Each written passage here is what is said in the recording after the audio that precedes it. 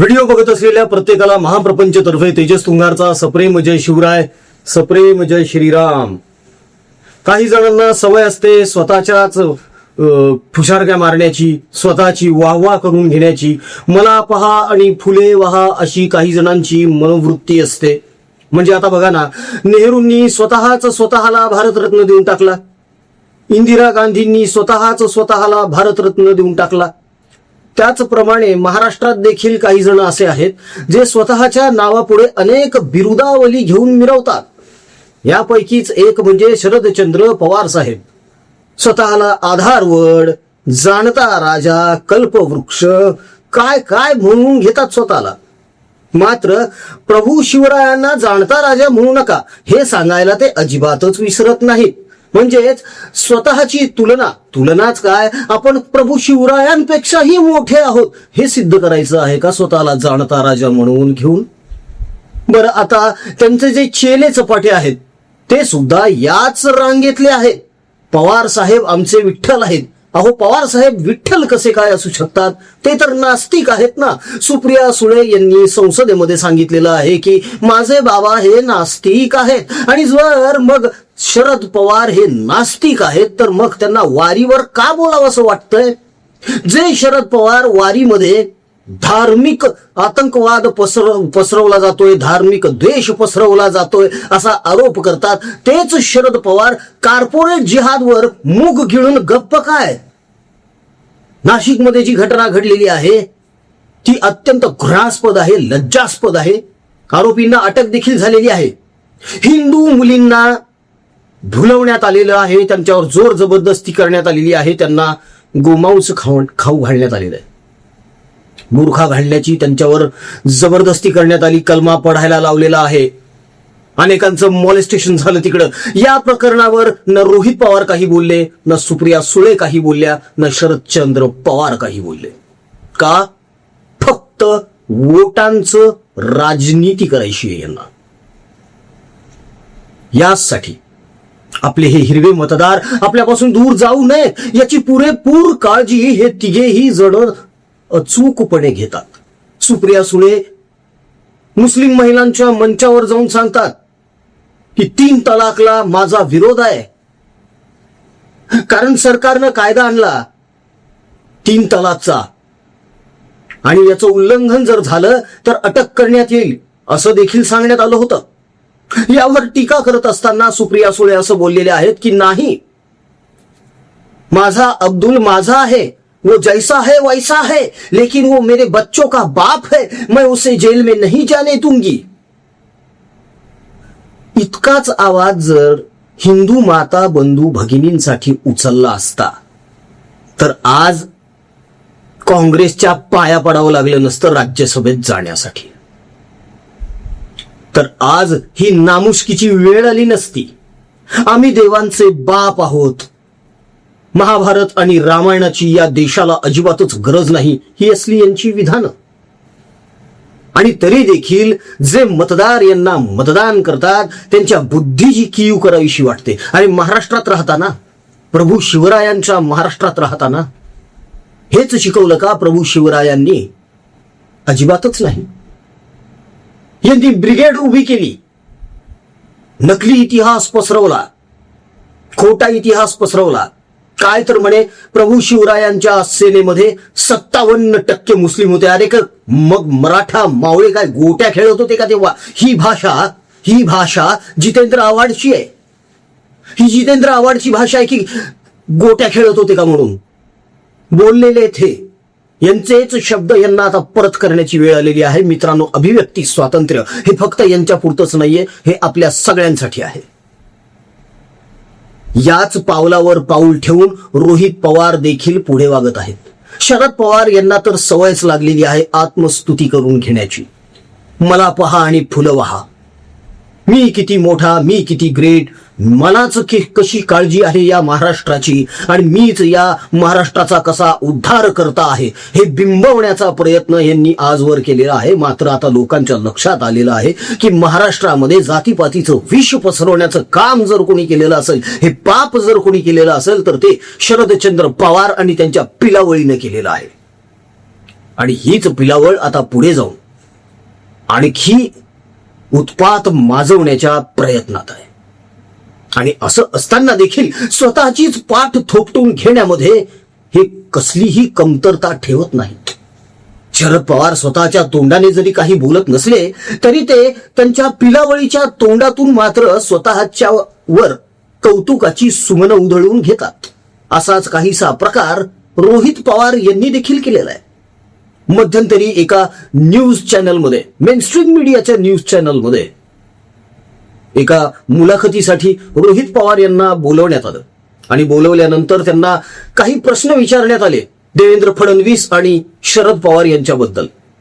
गोलमोल उत्तर देत देत आपणच कसे सापड्यात अडकत चाललेलो आहोत हे देखील रोहित पवार यांना कळलं नाही. अहो, ते कळण्या इतकी अक्कल सुद्धा लागते ना. फक्त भ्रष्टाचार करून, बँका लुटून, संस्था गिळंकृत करून, कारखाने खिळखिळीत काढून ते विकत घेऊन आपण फार ग्रेट झालेलो आहोत असं नसतं.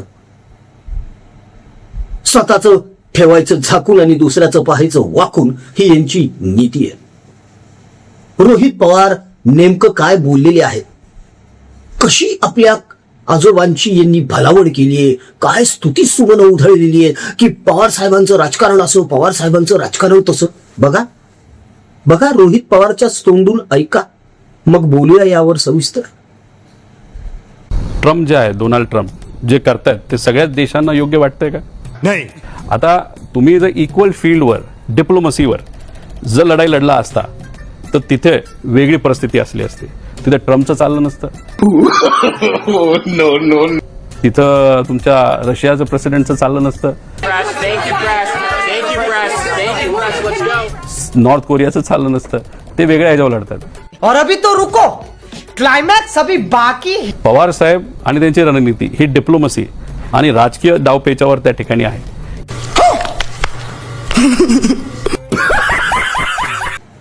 आता या विषयावर सविस्तर बोलण्या अगोदर एक छोटीशी विनंती आहे मित्रांनो. गेल्या वेळी ओल्या दुष्काळामध्ये आपण आपल्या हिंदू माता बंधू भगिनींची सेवा केलेली आहे, शेतकऱ्यांची सेवा केलेली आहे, त्यांची पडलेली घरं बांधून देण्याची सोय करण्याचा आपण आटोकाट प्रयत्न केलाय. त्यापैकी आपण बऱ्यापैकी यश मिळवलेलं आहे. गुराढोरांची आणि गायींची सेवा केलेली आहे, कर्कग्रस्त रुग्ण, त्यांचे नातेवाईक यांची सेवा केली आणि विद्यार्थ्यांच्या शिक्षणाकडे देखील आपण तितकंच लक्ष दिलेलं आहे.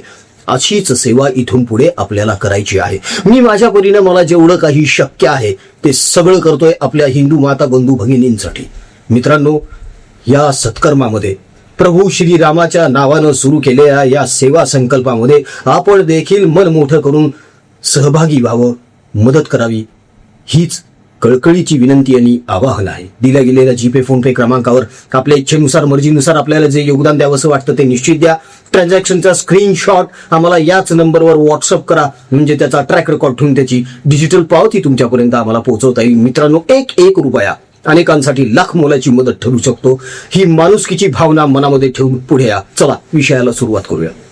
देवेंद्र फडणवीस यांनी शरद पवार यांच्या राजकारणाला सुरुंग लावला. शहाला काटशह कसं द्यायचा हे देवेंद्र फडणवीस यांना चांगलंच माहिती आहे. अनेकांचा असा ग्रह झालेला आहे की देवेंद्र फडणवीस हे ब्राह्मण आहेत म्हणून शरद पवार त्यांचा द्वेष करतात. नाही, हे अत्यंत चुकीचं आहे. शरद पवार हे देवेंद्र फडणवीस यांचा द्वेष केवळ इतक्याच कारणाने करतात कारण आजपर्यंत शरद पवार यांनी मराठी मनांवर किंवा महाराष्ट्राच्या मनावर असं ठसवण्याचा प्रयत्न केला की मीच राजकारणातला सगळ्यात मोठा पंडित आहे, मीच राजकारणातला सगळ्यात मोठा चाणक्य आहे. मात्र या चाणक्याची शेंडी धरून देवेंद्र फडणवीसांनी पारंबी करून टाकली. अवस्था बघा काय झालेली आहे. यांचे आमदार किती आहेत, कोणत्या महानगरपालिकेमध्ये यांची सत्ता आहे. अहो, साधी ग्रामपंचायत सुद्धा यांना लढण्याची आता मुभा राहिलेली नाहीये किंवा तेवढी ताकद यांची उरलेली नाहीये. त्यांचे कार्यकर्ते निघून गेले, सगळे निघून गेले. पण या परिस्थितीमध्ये अजितदादा पवार सुद्धा वेगळे झाले आणि महायुती स्थापन झाली. तेव्हा सुद्धा या सगळ्यांनीच म्हणजे ह्या पवार पिलावळीने आरोप केले की बघा, देवेंद्र फडणवीसांनी आमचं घर फोडलं, आमचं घर फोडलं. पवार साहेबांनी आजपर्यंत काय केलंय? मुंडेंचं घर कोणी फोडलं? आजपर्यंत असे किती घर फोडलेत? मोहितेंचं घर कोणी फोडलं? पाटलांचं घर कोणी फोडलं? पवारच होते ना कारणीभूत. आजपर्यंत पैशांचे लालूच दाखवून, आमिष दाखवून असे किती कार्यकर्ते आणि नेते पवारांनी स्वतःकडे वळवलेले. यादी काढा, बघा, मग कळेल. परंतु एक गोष्ट अशी आहे, जो पवारांपाशी गेला त्याचा अस्तच झालेला आहे. तो कधीच मोठा झाला नाही. त्याचं कारण असं आहे की पवार स्वतःला कल्पवृक्ष समजतात, वटवृक्ष समजतात आणि वटवृक्षाच्या छायेमध्ये छोटी छोटी रोपटं जगत नसतात. कदाचित ही शिकवण जी आहे लहानपणापासून आपल्याला देण्यात आलेली आहे, मात्र अनेकांच्या हे लक्षातच येत नाही कधीच. पवार हे माणसाचा वापर करतात, टिश्यू पेपर सारखा. माणूस वापरायचा आणि नंतर त्याला फेकून द्यायचं. त्याची उपयुक्तता संपली की त्याला कॉर्नर दाखवायचा असतो. दादाराव जाधव यांच्याबद्दल देखील 1992ला शरद पवार असं बोललेले होते की बैल म्हातारा झाल्यानंतर त्याला बाजार दाखवावा लागतो. मात्र वयाच्या 85व्या वर्षी व्हीलचेअरवर बसून राज्यसभेमध्ये जाऊन बोलता येत नसताना सुद्धा शपथ घेतली खासदारकीची. गरज होती? अजिबात असं आहे. आता रोहित पवार यांचं म्हणणं असं आहे की शरद पवार यांचं राजकारण फारच वेगळं आहे. काय वेगळं आहे? शरद पवार कधी सुडाचं राजकारण करत नाही. आजपर्यंत बघितलं ना काय काय केलंय ते. आजपर्यंत बघितलंय काय काय केलंय ते. शरद पवारांकडे जर सत्ता असेल तर शरद पवार ती फक्त आणि फक्त गोरगरिबांसाठी, जनतेसाठी वापरतात. अरे, मावळमध्ये गोळीबार कोणी केला होता? मग कोणी केला होता गोळीबार मावळमध्ये? यांचे आरोप असे आहेत रोहित पवारांचे की वारेमाप सत्ता, अफाट पैसा, ईडी, सीबीआय, अमक तमक सगळं वापरलेलं आहे आणि मग हे सत्तेत आले. जर तुम्हाला जिंकायचं ते तर फेर या, मग आम्ही तुम्हाला दाखवून देऊ. काय फेर या? यापेक्षा काय फेर यायचंय? अरे, घोटाळे तुम्ही करणार, 25-25 हजार कोटी रुपयांचे शिखर बँकेचे घोटाळे तुम्ही करणार, बारामतीचे ॲग्रोचे घोटाळे तुम्ही करणार, कन्नड सारखा सहकारी साखर कारखाना कवडी मोल दरामध्ये खिळखिळा करून स्वतः विकत घेऊन टाकणार, 500 एकर जमीन घेणार आणि वर चोराच्या उलट्या बोंबा की आमचं राजकारण वेगळं आहे. हे असं राजकारण आहे तुमचं वेगळं. रोहित पवार स्वतःच सांगतात माझ्याकडे 17 गाड्या आहेत म्हणून. अहो, आपल्या मुख्यमंत्र्यांचं साधं स्वतःचं घर सुद्धा नाहीये मुंबईमध्ये. यांच्या किती इमारती आहेत, यांचे किती बंगले आहेत, यांच्या किती प्रॉपर्टी आहेत, काढा की जरा हिशोब बाहेर. रोहित पवार यांचं म्हणणं असं आहे की शरद पवार साहेब हे जुन्या पिढीचे राजकारणी आहेत. ते तत्वनिष्ठ आहेत. काय तत्व आहेत? घुमजाव करण्याचे तत्व. आधी म्हणायचं की विदेशी बाई, विदेशी बाई, विदेशी बाई, आमचा सपोर्ट नाही, बाहेर पडले. नंतर मग दाती तृण धरून सत्तेत सामील होण्यासाठी त्याच विदेशी बाईकडे गेले. नंतर परत बाहेर पडले, राष्ट्रवादी स्थापन केली. राष्ट्रवादी स्थापन करून निवडणूक लढवून पुन्हा काँग्रेसमध्येच घुसले आघाडी करून. ही नीती असते, हे राजकारण असतं. हे नवीन राजकारण आहे का? हे अल्टीपल्टीचं राजकारण वेगळं राजकारण म्हणता का तुम्ही? हे सात्विक राजकारण आहे? हे तात्विक राजकारण आहे? स्वतःची पाठ थोपटता येत नसते.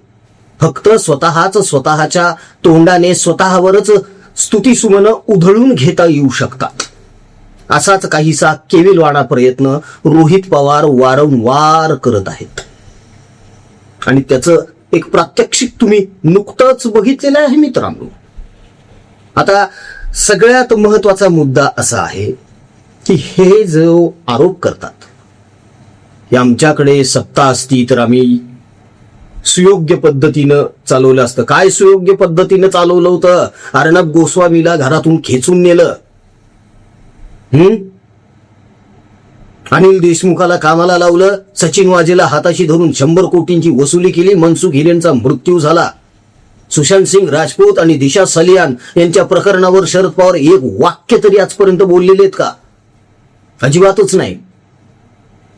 बर, हे म्हणतात की आम्ही धाक दडपछा वापरत नाही. हा, एक पोरग होतं बिचार, त्या पोराला 3 महिने सडवलंय जेलमध्ये यांनी. मी नाव विसरलो त्या पोराचं, माफ करा मला. केतकी चितळे. त्या पोरीनं कोण्या तरी एका दुसऱ्या कवीची कविता आपल्या फेसबुक वॉलवर टाकली म्हणून तिला अटक करण्यात आली, तिला तुरुंगात टांगण्यात आलं. हा सूड नाही, हा द्वेष नाही, हा बदला नाही. ह्याला राजकारण म्हणतात, ह्याला वेगळं राजकारण म्हणतात. वरतून म्हणतात की नाही नाही नाही, आम्ही फार साळसूद आहोत, आम्ही धुतल्या तांदळाचे आहोत. बघितला तुमचा धुतला तांदूळ देखील कसे वागता तुम्ही ते लोकांसोबत. यांच्या पार्टीमध्ये गुंडमावाली भरलेली आहे. तो मेहबूब शेख ज्याच्यावर रेपचे आरोप आहेत, त्याला सुप्रिया सुळे स्वतःचा भाऊ म्हणवतात. काय बोलावं आता या गोष्टीवर. इतरांवर आरोप करतात हे, यांना यांच्या गटातले लोक दिसत नाहीत का? किती किती भ्रष्टाचारी आणि किती किती आरोपी बसलेले आहेत यांच्याकडे सुद्धा, यांच्या मांडीवर जाऊन. पवार साहेब आहेत ना, सांभाळून घेतील सगळं. अरे पवार साहेब आता सांभाळतील, कधी हात झटकतील ना कळणार सुद्धा नाही. आणि आता तर पवार साहेबांचा स्वार्थ साधला गेलेला आहे. 6 वर्षांसाठी ते राज्यसभेवर असणार आहेत. ऍक्च्युली काय माहितीये का, शाळेमध्ये जशी अटेंडन्स कंपल्सरी असते ना, की तुम्ही 80% 85% अटेंड केलीच पाहिजे शाळा, तसं राज्यसभेत सुद्धा पाहिजे.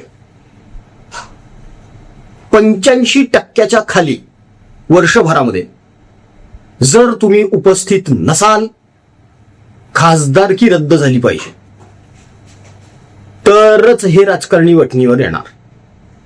नाहीतर काही खरं नाही. कारण त्या दिवशी आम्ही बघितलं हो टीव्हीवर, यांचा शपथविधी चालू होता. किती जण उपस्थित होते राज्यसभेमध्ये शपथविधीला? त्या ही हाताच्या बोटांवर मोजता येतील इतकी लोक राज्यसभेत. अरे ते वरिष्ठ सभागृह आहे,